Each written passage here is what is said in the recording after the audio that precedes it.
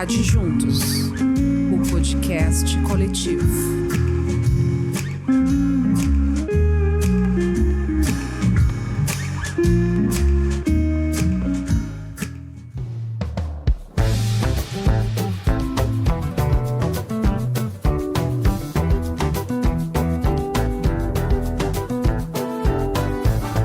Mesa de Afrodite. Sabores que narram histórias, receitas que inspiram ideias. Com Simone Otto.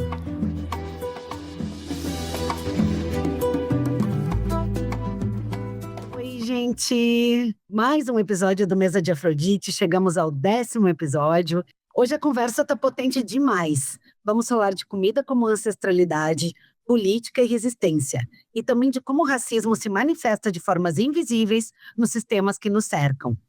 Minha convidada é Bruna Crioula, mulher africana em diáspora no Brasil, mãe de Inácio, nutricionista ecológica, mestre em ciências sociais, pesquisadora, comunicadora e ativista alimentar. Ela articula alimentação, raça e sustentabilidade na defesa das culturas originárias e tradicionais, e vem germinando o conceito das plantas alimentícias não colonizadas, as punk ancestrais. Bruna, que alegria te ter aqui junto, seja muito bem-vinda, eu estou muito feliz porque eu queria conversar contigo já fazia um tempo, valeu! Eu que agradeço o convite, Simone, para participar do teu podcast.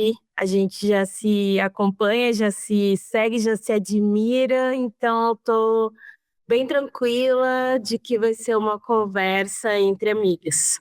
Ai, que legal. Eu também, né? Bom, a admiração é tão mútua que a gente já fez declarações na rede social, né? Que bom. Então, Bruna, vou começar conversando contigo um pouco sobre a tua caminhada pessoal, ancestralidade. E eu queria começar perguntando como a tua história pessoal e familiar te levou a olhar para a alimentação de forma tão política e ancestral. Os meus pais são pessoas que sempre cozinharam muito bem, então acho que eu tenho esse ponto a meu favor, porque eu aprendi a cozinhar com eles, com as minhas avós. Eu também sou uma pessoa que cresceu cercada de avós e fogão a lenha e tudo que tem relação com o que hoje eu reconheço como uma cozinha ancestral, aprendizagens ancestrais.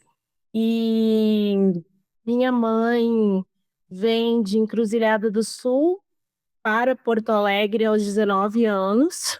E então eu tenho todo esse repertório de pessoas que fizeram o êxodo rural, né, e que estão na cidade hoje, mas que já tiveram essas aprendizagens. O meu pai nasceu em Porto Alegre, ainda assim, numa Porto Alegre bem menos urbana, né? E também com uma mãe muito criativa e tendo essa possibilidade de viver uma Porto Alegre com muito mais árvores, açudes e espaços onde toda criança deveria estar, né? Correndo, brincando, coletando. Não vou dar tantos spoilers assim da minha vida nesse momento, que eu acho que a gente vai conversando nas outras perguntas, blocos, mas eu considero que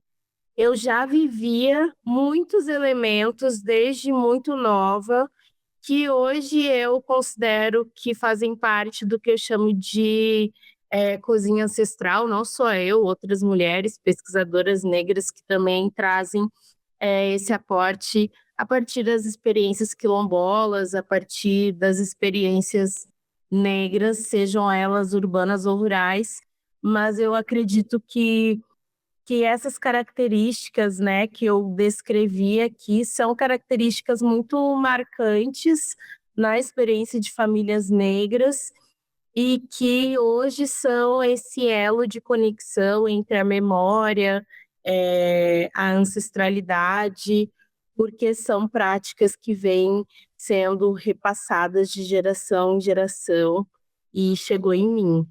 E a política também, meu pai é um aquariano à frente do seu tempo, então viveu várias experiências com outros idiomas, né? O inglês, na época dele, ninguém tinha essas grandes aspirações e oportunidades, né? Enquanto um homem negro de seu tempo.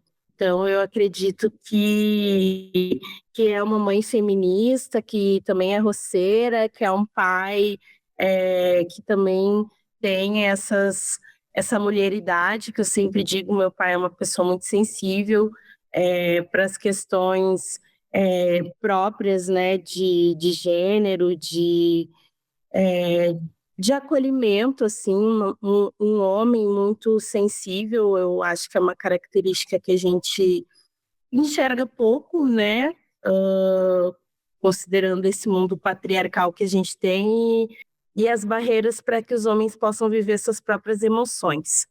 Essa é um pouco da minha história, assim, uma pincelada que eu acho que é o assim mais íntimo que reverbera em mim até hoje. E tu te apresenta como uma mulher africana em diáspora. O que significa trazer essa perspectiva para a nutrição e para a comida no Brasil? Então, eu vou trazer a Cida Bento para nossa conversa, né, onde ela, no seu livro Tornar-se Negro, vai falar de todas as construções psíquicas e de subjetividade que a gente precisa ter para compreender para compreender o que significa ser negro no Brasil, ser negro num mundo que foi construído pelas bases, pelo menos o mundo moderno, né, que a gente conhece hoje, globalizado, com base de vidas negras, vidas africanas sequestradas e escravizadas. Então, acho que um primeiro ponto é dizer que não é toda pessoa negra no Brasil que tem um letramento racial suficiente para ter essas apreensões, e não é porque a pessoa é desprovida de conhecimento, porque a gente pode ter pessoas que são pós-doutores em alguma especialidade de algum campo do conhecimento e ainda assim não conseguir identificar esses aspectos que são próprios de uma sociedade racista. Ainda que a gente viva o racismo, sinta o racismo e até consiga identificar algumas experiências, existe uma sutileza que é com o peso de uma bigorna, né, que nos foi negado. E aí eu falo isso porque esse entendimento de ser uma mulher africana em diáspora no Brasil vem do que eu já bebi, do que eu tenho aprendido com estudiosos afrocentrados, afrocêntricos. Os estudos nessa área são estudos que vão reconhecer não só que a África é o berço da humanidade, mas que ela, enquanto território geopolítico, deveria ser o centro dos nossos entendimentos enquanto pessoas, né? Nossa performance deveria ser reconhecer que somos africanos em diáspora, e aí a sua diáspora vai se desenvolver de diferentes maneiras. E esse reconhecimento me aproxima desse caminho que eu venho trilhando de ser uma nutricionista que fala sobre ancestralidade e que fala de alimentação numa afroperspectiva. Não tem como eu falar sobre alimentação numa afroperspectiva, pelo menos na minha caminhada, sem trazer, né, essa percepção, talvez percepção não seja a melhor palavra, mas esse reconhecimento, assim, né, que eu honro aqui mulheres que foram importantes na minha trajetória, o movimento negro, que fazem com que eu tenha esse olhar, né? Até porque pensar, seja, o fato de eu ser, o fato de eu flertar muito com as ciências sociais, eu não quero ser muito pedante aqui, mas eu acho que essas construções, elas não são óbvias, elas não estão dadas, né? Então, por isso eu vou investir um tempinho não tão longo, mas para a gente conseguir fazer essa costura, né? Bom, se a gente entende que brasileiro é por si só, uma concepção é, colonialista, trazendo o Nego Bispo para a conversa e que essa conversa seja uma porta de entrada para as pessoas buscarem esses autores e poderem entender um pouquinho da minha abordagem, entender que, bom, brasileiro não necessariamente vai representar esse, é, essa essência, né, de pessoas negras que são africanas, né, por o que eu já trouxe aqui, mas que vieram para o Brasil, né, de uma maneira compulsória. Não é uma diáspora de outros, não foi um convite, né? Não foi algo que foi consensuado, combinado, acordado. A gente só chegou aqui com os navios negreiros. Então, essa é a primeira linha. Olhando para isso, a gente precisa entender que os sistemas alimentares brasileiros, eles foram construídos com mão de obra escravizada, e não só mão de obra, às vezes quando a gente fala mão de obra parece que a pessoa não tem outros, né, não tem a subjetividade, não tem a concepção dos próprios conhecimentos, filosofias, tudo que era próprio dos diferentes territórios que fazem parte desse continente. E aí a gente entendendo esse lugar de que os sistemas alimentares foram construídos dessa maneira e que a gente tem uma forma de conceber conhecimento que não traz o protagonismo de pessoas negras na construção da cozinha brasileira, é o que faz com que eu e outras mulheres, como Ruth Costa, Célia Patriarca, Laurence Alves, Renata Sirimar, vou falar 4, mas eu poderia falar muitas mulheres, inclusive que já fizeram parte de um curso que a gente desenvolveu pela Crioula Curadoria Alimentar, que é Alimentação Saudável numa Afroperspectiva, vai dizer que a gente precisa falar sobre isso, a gente precisa falar sobre as mãos que cozinhavam, mas que também tinham toda a expertise de plantar, de saber o momento de colher, de saber o que fazer, de saber como, né,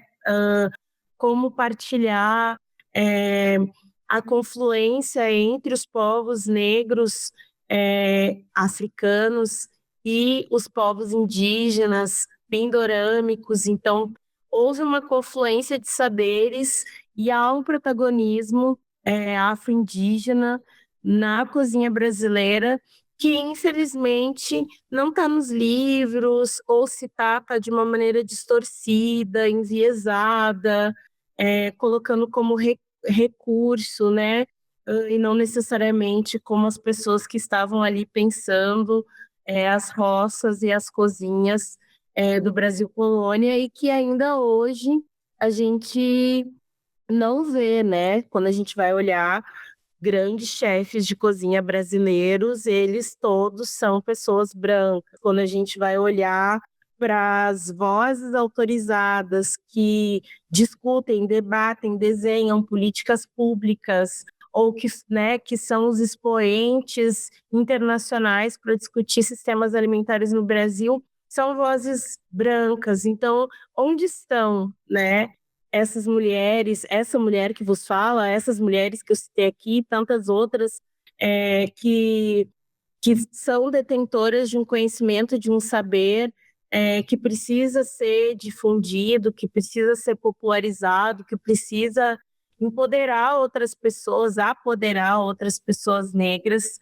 inclusive os nossos livros de receitas, né, todos esses elementos que fazem parte do que a gente chama hoje de gastronomia, que eu particularmente não gosto de usar o termo gastronomia, eu prefiro falar culinária, eu prefiro falar da cozinha como sala de aula, também porque a gastronomia, enquanto área de atuação, de conhecimento e de formação, ela é eurocentrada, né? Então, essa conversa ela é muito maior do que a gente vai ter aqui. Não é só uma conversa, né? São anos de leitura que a gente precisa ter e que essas mulheres que eu venho citando, elas vão ir socializando seus trabalhos e construindo esse arcabouço de conhecimentos, né? Porque eles, de novo, não estão dados, eles não são óbvios. Então, eu vou deixar aqui também esse gancho desse texto que eu escrevi, que se chama Alimentação Saudável numa Afroperspectiva. Nossos pratos vêm de longe. Na verdade, é o inverso o título, mas se você colocar Nossos pratos vêm de longe, vai chegar. Porque é isso. Eu sou uma nutricionista que vem de uma área da saúde extremamente embranquecida, elitista, e vai para ciências sociais, e nas ciências sociais se reconhece como sem ferramentas para poder discutir essas vivências, essas inquietações, e precisei mergulhar nos estudos sobre raça, sobre cultura e sobre sociedade. Então, eu acho que nessa grande revoada que eu dei assim nesses minutos é de esse percurso assim, né, de ir atravessando as porteiras para cada vez mais compreender o que é essas panelas de barro, o que é esse dendê, o que é a feijoada, o que tudo isso tem a dizer enquanto construção de ciência e subjetividade, e não só como algo trivial ou secundário. Quando tu comentou ali sobre, só um parênteses, né, a questão da maioria branca dentro de uma cozinha, né? Eu sempre penso também dessa maioria que é branca e homem, né, dentro da cozinha.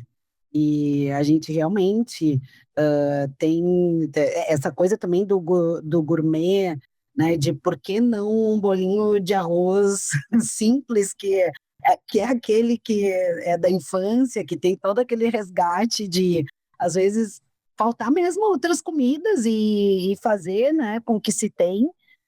Agora tem que sempre estar agregado muito valor não, mas gourmetizar desse jeito para conseguir vender um valor também que, né, é demais, assim, né?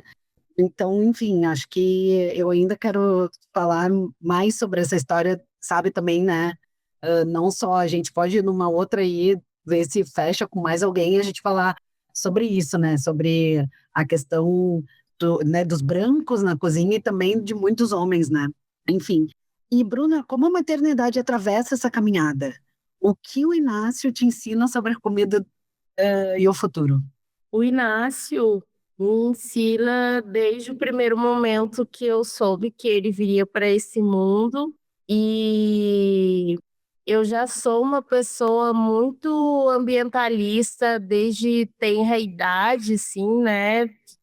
Era aquela menininha que desenhava baleias, salvem as baleias, né? Então, eu acredito que o Inácio é um fôlego de renovação, de que eu preciso continuar sonhando.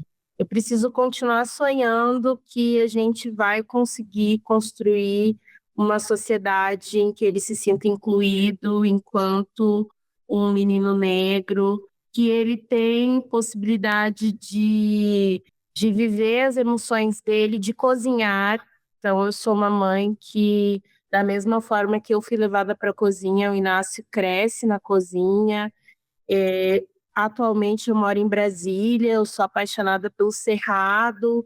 Então, meu filho rói jatobá, uma coisa que muitos adultos serrapenses não gostam, não consomem, às vezes nunca comeram. Então, meu filho, ele me renova, assim, de que eu preciso continuar lutando por uma sociobiodiversidade que chegue nas pessoas, que chegue nas periferias, que chegue em outras crianças negras. Assim, para mim, essa, para mim, essa capacidade de sonhar é algo que o Lázaro Ramos traz no livro dele, né? Na nossa pele, na minha pele. Desculpe, Lázaro, eu não lembro o título, sou péssima com títulos, gente. Mas ele fala sobre isso, sobre sonharmos. Então, eu sonho com o meu próprio livro de receitas junto com ele, eu sonho com ele mesmo sempre tendo acesso a comida de qualidade, como outras crianças deveriam ter. E ele me ensina que eu preciso ser rápida na cozinha, porque a melancia vai ganhar de qualquer preparação que eu fizer. Porque ele ama melancia, é uma das frutas que ele tem fascinação, assim. E realmente que bom que eu trago esse lugar de que a geladeira sempre é um espaço que é uma extensão do que ele puder fazer, do que ele puder alcançar e do que ele puder comer. Então, o Inácio me ensina a valorizar ainda mais as experiências de educação alimentar que eu tive quando criança, porque eu sou essa Bruna crioula que todo mundo conhece, porque eu fui uma Bruninha na cozinha.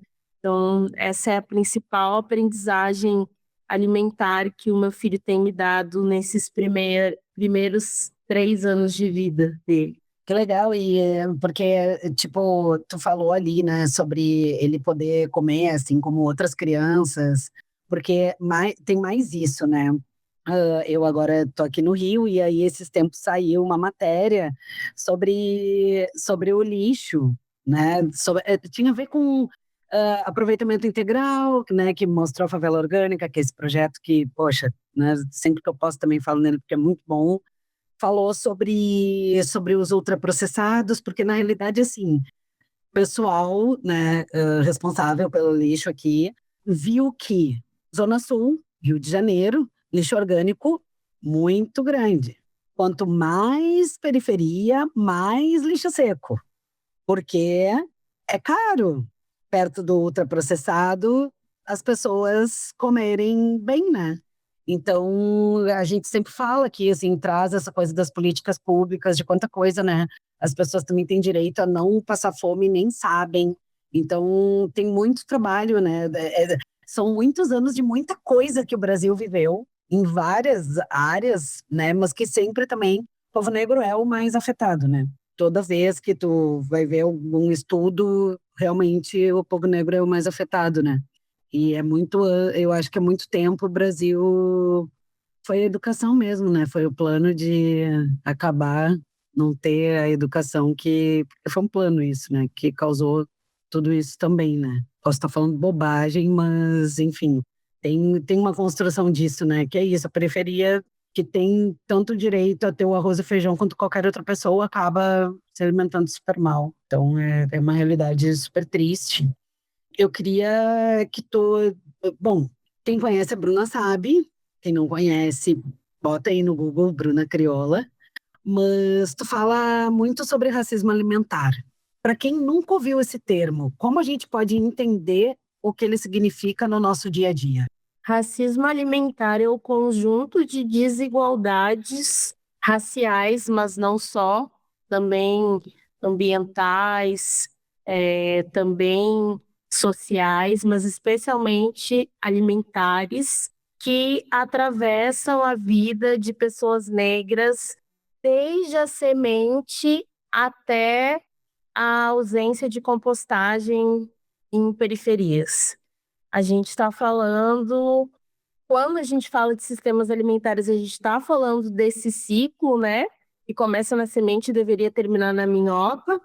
E a gente está falando, na primeira pergunta, eu trouxe bastante sobre isso, essas questões de uma epistemologia branca para pensar culinária e cozinha brasileira. Isso tudo é racismo alimentar.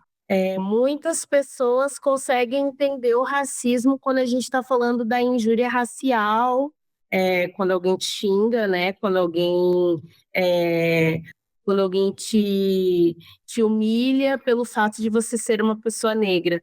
Mas ninguém fala que a maior prevalência, incidência, a maior ocorrência de doenças crônicas não transmissíveis, que é obesidade, hipertensão e diabetes, acometem mais mulheres negras acima de 40 anos. São as mesmas mulheres, não necessariamente as mesmas, mas pensando mulher negra, né, mulher preta, retinta, são essas chefes de família que precisam conviver com a insegurança alimentar grave ou fome. Então, quando a gente também olha para o último censo agropecuário do IBGE, que aconteceu em 2017, e a maioria dos pequenos agricultores, ou a maioria dos pequenos agricultores com menor quantidade de terras agricultáveis se autodeclaram negros, pardos e pretos. Tudo isso é racismo alimentar. Só que como a gente está acostumado a ter um olhar muito fragmentado do que é alimentação, a gente acha que o racismo alimentar ou que o nutricídio, propriamente dito, que é outro conceito que eu discuto muito, que isso está associado somente à questão da fome ou aos níveis de insegurança alimentar e nutricional. Mas não, a gente está falando desse afastamento da cultura alimentar afrodiaspórica no Brasil. A gente está falando da ausência do arroz e feijão, mas também da ausência do dendê nas nossas preparações, porque se tem uma visão totalmente equivocada, que não é científica, de que dendê não é uma gordura boa. Então, até os estigmas associados à comida, elas também têm um viés racial. E como a gente não discute sobre isso, porque a gente não consegue ter, a nível de Brasil, um debate franco e honesto sobre o racismo e de como a gente, de fato, quebra esses muros, a gente ainda tem uma grande resistência das pessoas quando escutam o conceito de racismo alimentar e o conceito de nutricídio. Mas são duas chaves que dialogam com esse mesmo conjunto de iniquidades, de desigualdades, que nos impedem de produzir o nosso alimento, de preparar esse alimento, de comer em família, né? Só para um exemplo de racismo alimentar, eu acho bem moderno e contemporâneo, assim, muito próximo da gente, é a questão dos entregadores, né? Entregadores de delivery. Quem são essas pessoas? Quem é que entrega, quem é que pede? Né? Especialmente na pandemia, quem entregava, qual era a cor desses homens que entregavam, que entregam, que estão afastados das suas famílias, que muitas vezes não se alimentam para poder ter mais tempo de horas de trabalho, porque tempo, infelizmente, é dinheiro nessa sociedade que vivemos. Não deveria ser tudo centrado no dinheiro ou na falta dele, mas infelizmente e isso está associado com a raça da pessoa que a gente vai observar uma situação. Verdade. Vai ter muito mais branco pedindo a comida e muito mais preto entregando. Aí eu ia falar no nutricídio, mas né, acho que tu já falou um pouco, eu ia dizer também que era um conceito que tu trabalha bastante, né? E eu não sei se eu já fui contemplada, mas talvez alguma coisa tenha vindo, mas tu tenha mais a falar, que eu queria saber que mudanças nos sistemas alimentares poderiam ajudar a enfrentar o racismo alimentar e o nutricídio. Nossa, que pergunta difícil. Essa é a pergunta de milhões, mas eu vou tentar trazer algumas observações do que eu vejo, né? O movimento de agricultura urbana, especialmente as hortas comunitárias, que levam alimentos in natura ou minimamente processados, né? Frescos, para esses territórios, eu acredito que seja uma política pública, porque muitos municípios, estados, e a gente tem a nível nacional o movimento nacional de agricultura urbana muito forte. Eu acredito que dá terra para as pessoas plantarem, reforma agrária, e espaços que permitam o desenvolvimento de hortas comunitárias com estrutura, né, gente? Porque só quem já viveu a experiência de uma horta comunitária sabe como é difícil manter esse espaço em pé. Então, não estou sendo assim romântica no lugar de, ai, vamos fazer. Não é. Quando eu estou falando de horta comunitária, eu não estou falando daquele quintais produtivos. Eu acho que isso dialoga muito com a questão da reforma agrária, mas a gente ter essa relação com a produção de alimentos e com uma produção para autoconsumo. Mas é isso, eu não estou falando de uma horta pequena que a gente está plantando só alface, cebolinha e salsa. Estou falando de espaço para plantar comida na cidade. Não é, com certeza, não vai ser o suficiente, né, para dar conta de todas as demandas nutricionais de uma pessoa, mas certamente vai aproximar pessoas em diferentes idades, algo que para mim é muito latente, que é a alfabetização ecológica. Então, acho que a agricultura urbana, hortas comunitárias e as políticas relacionadas à produção de alimentos na cidade seja uma maneira da gente mitigar um pouco essa distância. Outra possibilidade é a gente ter mais cozinheiras, chefes de cozinha negras aparecendo por aí, não só aparecendo porque precisam aparecer, mas porque elas existem e podem se tornar e já são referências muitas vezes nos seus territórios. A gente tem a Mãe Neide lá em Alagoas, né, que é uma representação dentre tantas outras, que é liderança religiosa e que também é chefe de cozinha. Então, essas mulheres que são as mulheres, que são as auxiliares, né, de cozinha, são as mulheres que muitas vezes não são valorizadas dentro dos restaurantes, independente do porte desse restaurante, e também são as chefes de cozinha que conseguem ter os seus restaurantes, e aí estou falando da Tainá Passos, lá em Pernambuco, né? Estou falando da Aline Shermola, em São Paulo, que presta serviço de catering. Eu estou falando de uma série de mulheres que muitas vezes, quando chega para o seu cliente, não é reconhecida como a chefe, né? A gente tem o livro da Thaís Machado, O Pé na Cozinha, que fala muito sobre isso. E eu acho que fica a dica de leitura, eu estou dando várias dicas, mas é porque realmente isso não tá né, nos reality shows, não estão. Gente, assim, nada contra a Ana Maria Braga, né? Mas ela é uma apresentadora muito emblemática, assim, né? A mulher que tem mais horas de programa ao vivo de culinária da América Latina. E a gente só enxerga a equipe dela são mulheres negras há muitos anos. A gente pode achar, ela está dando oportunidade para essas mulheres? Pode, mas a gente também pode pensar, poxa, por que que um programa com uma mulher negra não tem o mesmo alcance, não tem a mesma visibilidade, não tem o mesmo tempo de espaço na televisão, né? Por que que a gente está sempre no episódio de uma temporada inteira, né? É isso, assim. Acho que para dar um último exemplo, que eu estou tentando pensar de diferentes etapas dos sistemas alimentares, que é para a gente não ficar falando ou só de reforma agrária, ou só da cozinha, mas para que as pessoas que estão aqui acompanhando essa conversa tenham esse olhar assim, nossa, sistema alimentar é mais do que eu achei que era, porque a gente tem, se a gente for ver no campo da saúde, a alimentação, ela, ela, ela não, ela deveria ser pauta prioritária, né?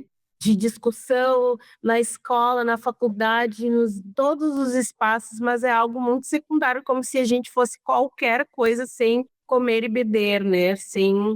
É, isso que nos torna vivos, né? A alimentação é o que nos torna vivos para a gente poder desenvolver nossas habilidades enquanto espécie. Por último, mas não menos importante, eu quero falar das cozinhas solidárias, né? Que foram ponto de resistência durante a pandemia, que hoje são política pública, reconhecimento, né, de um equipamento de segurança alimentar que não só refreou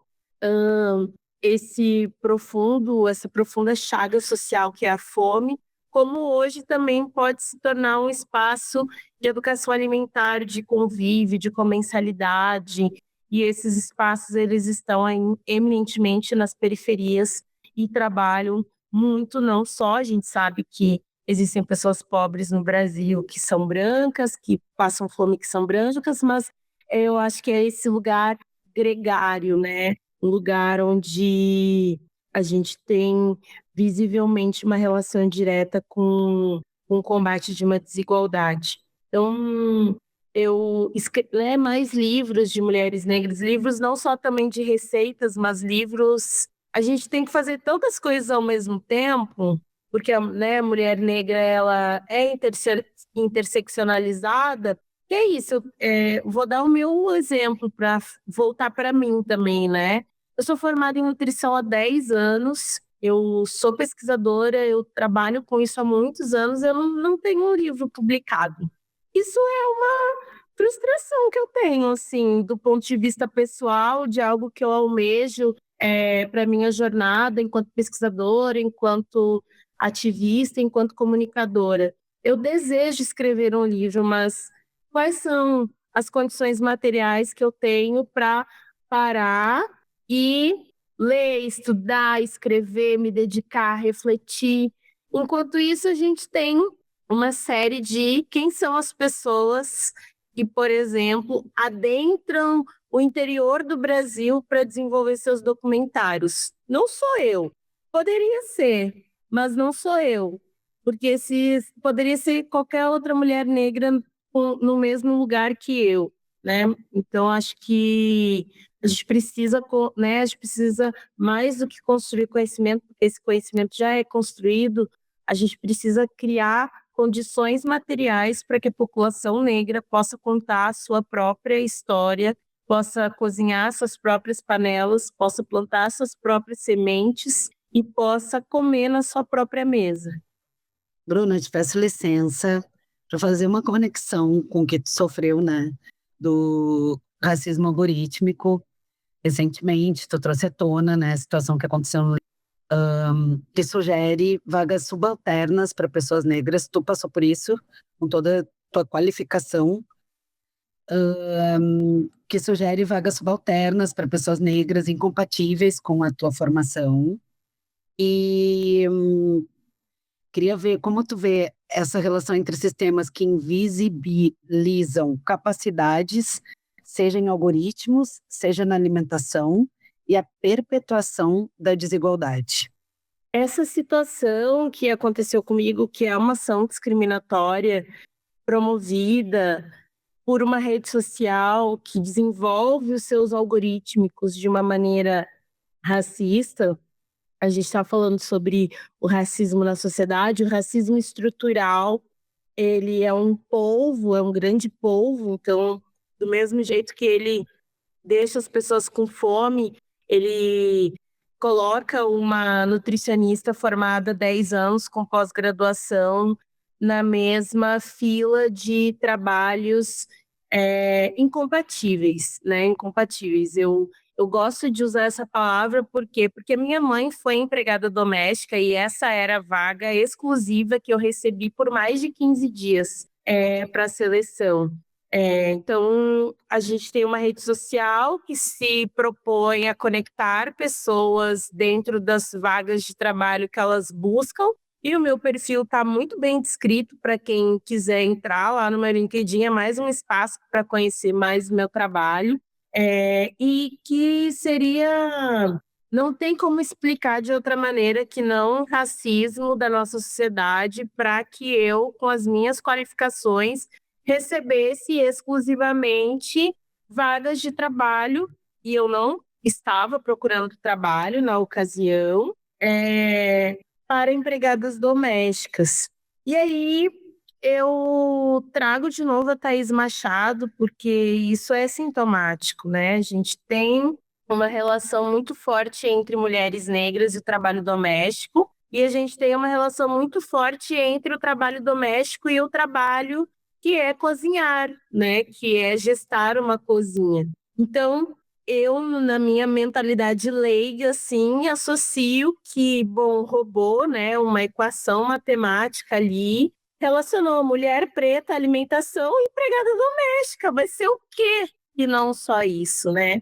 E isso é uma situação que demonstra muito bem o que a gente está falando de racismo alimentar, do nutricídio, né, dessa invisibilização de que uma mulher negra pode sim ser nutricionista, pode sim ter uma pós-graduação que coloca ela a buscar oportunidades de trabalho que sejam diferentes desse lugar comum que a sociedade já espera. Então, eu vejo muito nesse lugar, assim, é, espero que a justiça seja feita. Eu estou tomando as medidas cabíveis para isso, e muitas pessoas não entenderam.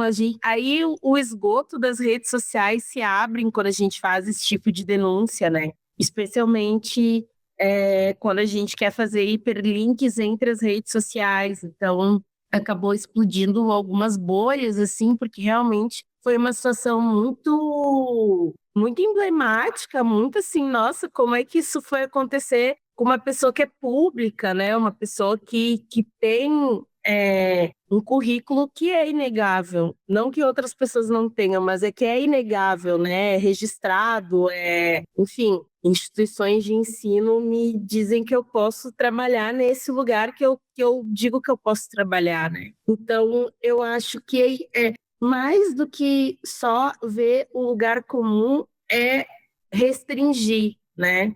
Restringir, inclusive, uma mulher negra que possa não ter a formação que eu tenho, mas que pode querer abrir o seu empreendimento, ter o seu restaurante, usar uma doma, né? A gente tem aí vários trabalhos incríveis, como Gastromotiva, como a gastronomia periférica, como o Instituto Favela Gastronômica, que trabalham a questão da gastronomia a partir desse lugar de querer reduzir desigualdades. Então, quando a gente gera, né, geração de trabalho e renda para mulheres negras, quando a gente abre outras oportunidades de trabalho, a gente vê que existe um grande entrave para que a gente possa saltar essas barreiras, né, como uma grande competição de atletismo em que outras pessoas, ou pessoas brancas, fazem uma corrida 100 metros, né? Aquela de velocidade, e ao mesmo tempo na raia do lado tem uma mulher com várias barreiras a serem ultrapassadas. E aí, quando a gente vai olhar a mulher, vai ser um número X em relação a homens, mulheres negras um X maior em relação a mulheres brancas, e a gente vai, infelizmente, né, perpetuando esses sistemas de opressão. Racismo, sexismo, o classismo são sistemas de opressão que vão, né, atravessando a vida, e isso tudo precisa ser combatido, né? O meu lugarzinho, os meus 2 centavos é combater isso a partir da alimentação. Bruna, está sendo muito esclarecedor tudo que tu está trazendo. Eu fico muito feliz. Eu sou uma pessoa branca, né? Que gosta de aprender, que gosta enfim, entender melhor, né? Todas essas questões. E agora eu queria te convidar, então, para mergulhar um pouco nesse conceito incrível que tu vem cultivando, que são as plantas alimentícias não colonizadas, punk ancestrais. Eu te confesso que eu comecei a ouvir falar nisso de ti, né, contigo. Eu não conheço, Como a maioria das pessoas, eu conheço as punks, que são as não convencionais. O que diferencia as duas? A principal diferença é a narrativa contada sobre essas plantas. E como eu tô até me repetindo no lugar de dizer que isso não é trivial. Porque se a gente, né, se a gente for concordar que a cozinha brasileira ela precisa ser reconhecida como uma cozinha eminentemente indígena, com confluência dos povos africanos em diáspora, a gente também vai olhar para isso e pensar, não convencionais para quem? Essa é a pergunta estruturante para a gente diferenciar os dois conceitos, porque um conceito vai falar sobre um resgate de plantas que foram esquecidas no passado, em algum lugar, e que precisam retornar para os nossos pratos.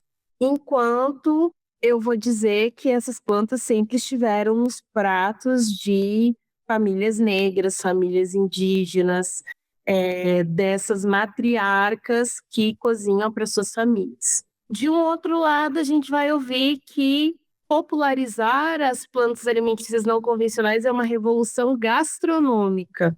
Ora, se eu discordo que a gastronomia seja um veículo de transformação nesses moldes do que é a gastronomia, que a gente precisa nomear, né? A gente precisa dar outros nomes.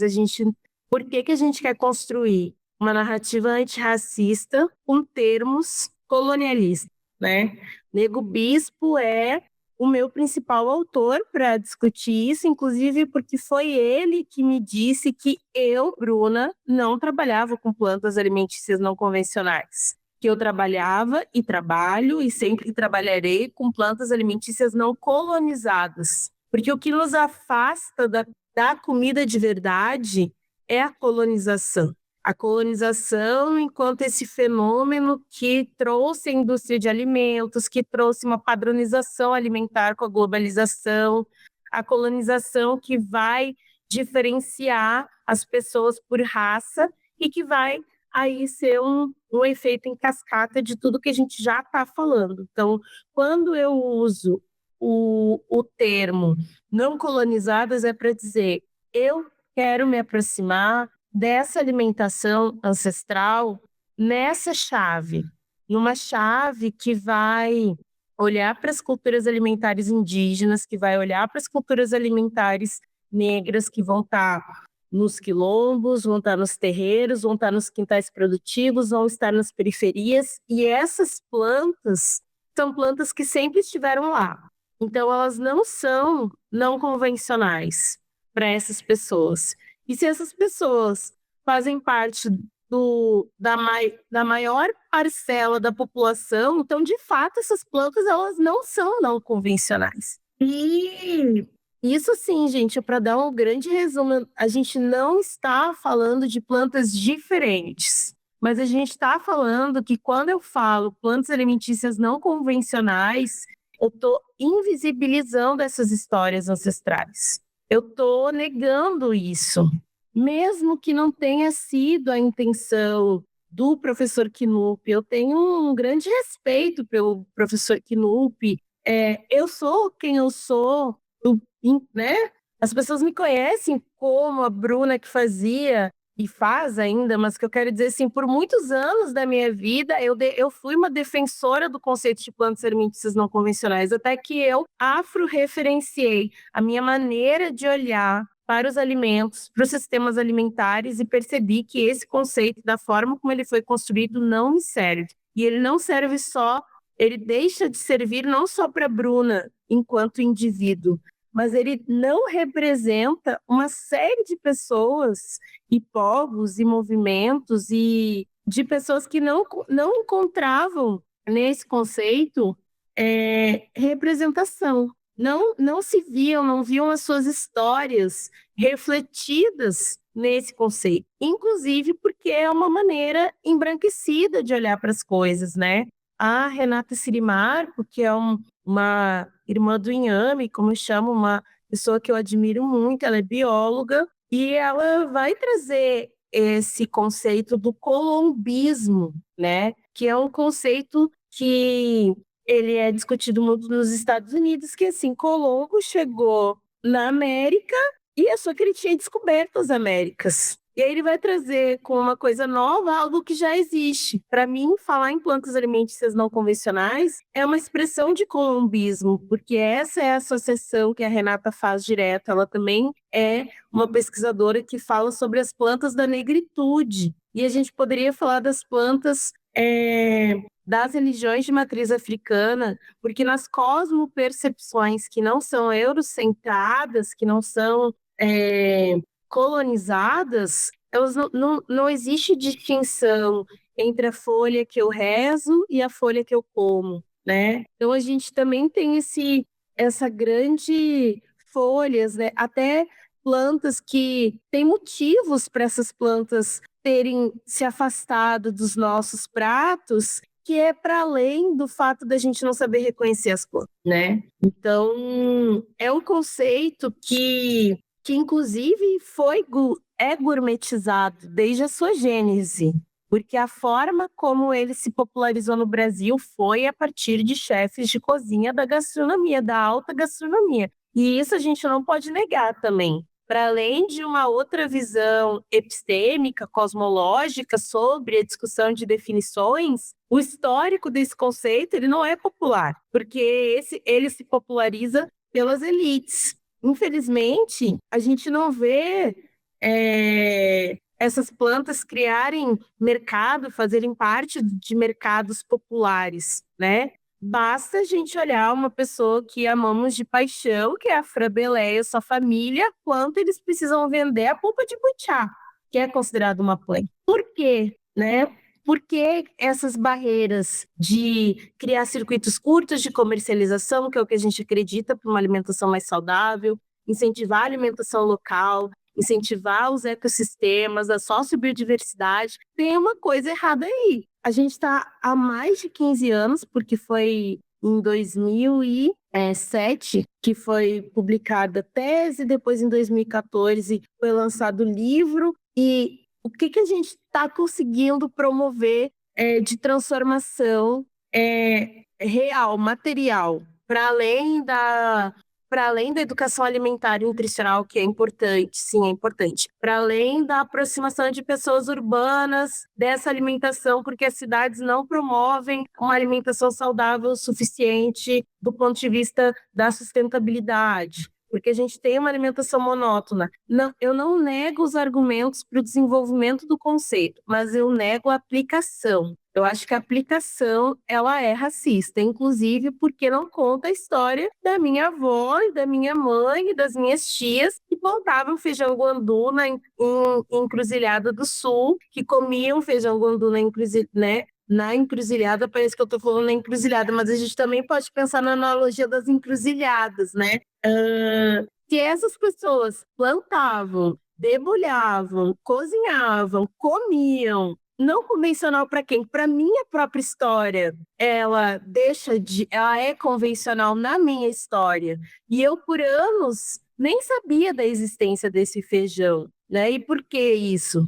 Volte perguntas anteriores, porque a gente está falando sobre isso, sobre racismo alimentar. Isso é racismo alimentar. E eu acho que é um pouco disso, assim.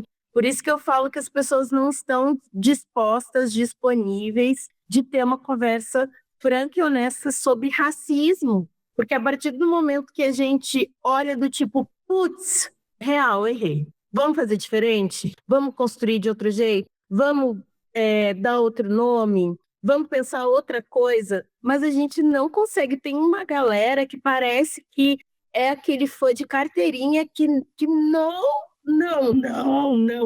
você tá errada, você é uma recalcada, eu já ouvi isso. Ah, você é uma recalcada. Como assim? Você está há vários anos trabalhando no Telema e do nada você muda? Não, gente, não é do nada eu mudo. Eu estou vivendo exatamente aquilo que eu não só pego, como o que eu estudo e o que eu aprendo. Se a gente está querendo se ressignificar e se a gente está querendo construir uma sociedade antirracista, para a gente construir uma sociedade antirracista, a gente precisa de duas coisas, pelo menos, primordiais. A gente precisa de pessoas negras que reconheçam a sua negritude, e isso inclui a sua cultura alimentar. E a gente precisa de pessoas brancas que saiam dos seus lugares de privilégio e que socializem poder. Conhecimento é poder. No momento que eu trago e endeuso um cara branco, eu estou reproduzindo isso. E no momento em que, não estou dizendo que é o caso dele, né? Mas no momento em que não há o reconhecimento de que a gente pode fazer diferente, isso também é reprodução do racismo. Então, acho que o meu trabalho ele é um trabalho teórico. Eu não estou aqui para disputar o nome das plantas. E eu não estou aqui para disputar se taioba é punk ancestral ou se não é ancestral, no sentido da literalidade da palavra, mas eu estou aqui sim para disputar a narrativa em torno dessa planta, porque o saber associado a ela não é branco, não é moderno. Ele é indígena e ele é ancestral, ele é anterior a tudo isso. A colonização é um marco que determina como a história aconteceu. Antes disso, existia, gente. Eu juro, as pessoas se alimentam de plantas desde que o mundo era o mundo. Então, esses conhecimentos são muito anteriores a essas nomenclaturas. E, por fim, é essa necessidade que o Nego Bispo traz, e eu dialogo completamente, concordo, enfim, sou aprendiz dele, tradutora para pensar alimentação, que é que a gente precisa nomear. Ele tem no livro dele, Colonização, Quilombos, Modos e Significações, um ensinamento que é: o colonizador não estava nem aí se era o povo Banto, se era o povo Iorubá, se era o povo Jeje. Ele chamou tudo de preto. Ele não queria saber se era Tupinambá, se era Caigangue, se era Tupi. Ele botou tudo índio. Do mesmo jeito que não quer saber se é Ora Pronobis, ou Bertalha, ou a Serralha, ou Feijão Guandu, é tudo punk. Então, eu faço essas associações. A gente não pode usar as palavras do colonizador, do processo de colonização, para discutir saberes que são anteriores a ele. É muita coisa para aprender. Muita coisa para aprender. Espero que eu siga consumindo bastante do que tu traz e também que a gente se fale em outro momento, porque eu cheguei agora na pergunta final. Eu quero, assim, quem está ouvindo, né, sobre tudo que a gente está conversando, como pode começar, que a gente tem que começar de algum lugar, a combater o racismo alimentar e semear uma alimentação mais justa? O que tu diria que é essencial para isso? Eu acho que eu respondi parte dessa pergunta quando eu falo que pessoas negras precisam contar a sua própria história com as suas próprias palavras. E aí eu trago Beatriz do Nascimento, que é uma historiadora que fala sobre isso, sobre essa necessidade da gente contar a nossa história com as nossas palavras, com perdão da repetição, mas é para enfatizar mesmo, né?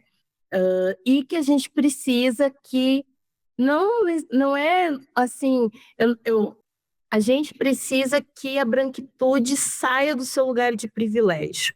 Sair do seu lugar de privilégio é sair do seu lugar de poder.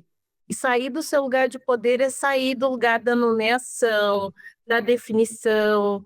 Eu não estou negando ciência e dizendo que a gente não tem que ter cientistas plurais.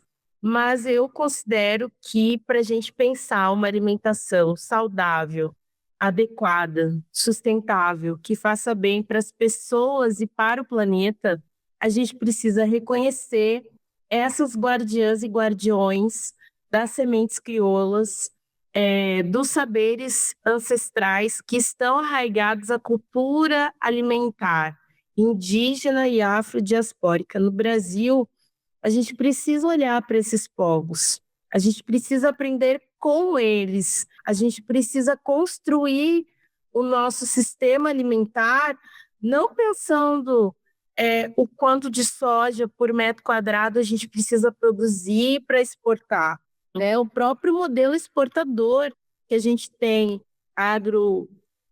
agroindustrial, ele expropria a natureza. E esse olhar de tudo ser um recurso, né? Isso não vem dessas cosmopercepções originárias, né? Não, com certeza não foram com esses povos que a gente aprendeu esse tipo de coisa, né? Do tipo, na volta a gente conversa, essa volta já está atrasada e a gente tem que conversar com as mães de santo, a gente tem que conversar com as matriarcas quilombolas, a gente tem que conversar com as mulheres indígenas, a gente precisa não é dar espaço, porque o espaço existe, né? Não é dar voz, porque essas pessoas elas já têm voz, né? Eu já tenho voz. Eu acho que o quanto a gente consegue, de fato, construir políticas públicas com uma representatividade, com uma proporcionalidade, que seja um pouco coesa, que seja não é coesa a palavra, que seja equânime, né? Eu acho que equidade é o grande princípio para a gente ter uma sociedade justa. A gente precisa começar pela equidade. E as pessoas precisam se alimentar, as pessoas precisam dos seus direitos básicos para poder se desenvolver no seu pleno potencial. Eu tenho convicção de que o meu filho vai ter um ambiente para desenvolver plenamente as suas capacidades. E é isso que eu espero para as crianças negras, para as crianças indígenas, é isso que eu espero para jovens como eu, que há 10 anos atrás, há 15 anos atrás, não tinham nenhuma nutricionista para se espelhar. Não tinham pessoas para olhar para o lado, porque a universidade, poxa, eu me formei numa universidade extremamente embranquecida, né? Na região metropolitana de Porto Alegre, num município com ascendência, entre muitas aspas, germânica. Mais dicas do que isso de onde eu me formei eu não tenho como. Só se eu falar o nome da universidade eu vou me furtar disso. Não vou falar nomes assim, né? Ficar fazendo publi assim de graça, quer me contrata, né? Pois. Mas o que eu quero dizer, assim, a gente precisa radicalizar. Eu preciso radicalizar no meu discurso, do mesmo jeito que a branquitude precisa se radicalizar na sua socialização de poder, para a gente conseguir chegar num caminho do meio em que as pessoas comam bem e vivam bem. Isso não está acontecendo. E como mudar isso, né? A gente, eu, assim, eu vejo as minhas iguais, as minhas pares, e eu vejo que a gente está fazendo um esforço hercúleo para colocar os nossos 2 centavos nessa equação, para colocar Dendê nesse cozido, né? Só que um grande banquete não se faz sozinho. Então, para que o banquete da liberdade possa estar nas mesas de todas as famílias brasileiras, sejam elas indígenas, negras ou brancas, a gente precisa conversar de forma franca e honesta, a gente precisa reconhecer os espaços que precisam ser equânimes e a gente precisa olhar para a natureza e para os saberes originários da natureza. Sem isso não adianta nada, porque se a gente não tem natureza, a gente não tem nem condições de produzir nossa comida, a gente vai estar fadado a construir essas fazendas verticais que a galera já está fazendo em alguns países, estão construindo prédio para produzir comida, para fazer solo, sabe?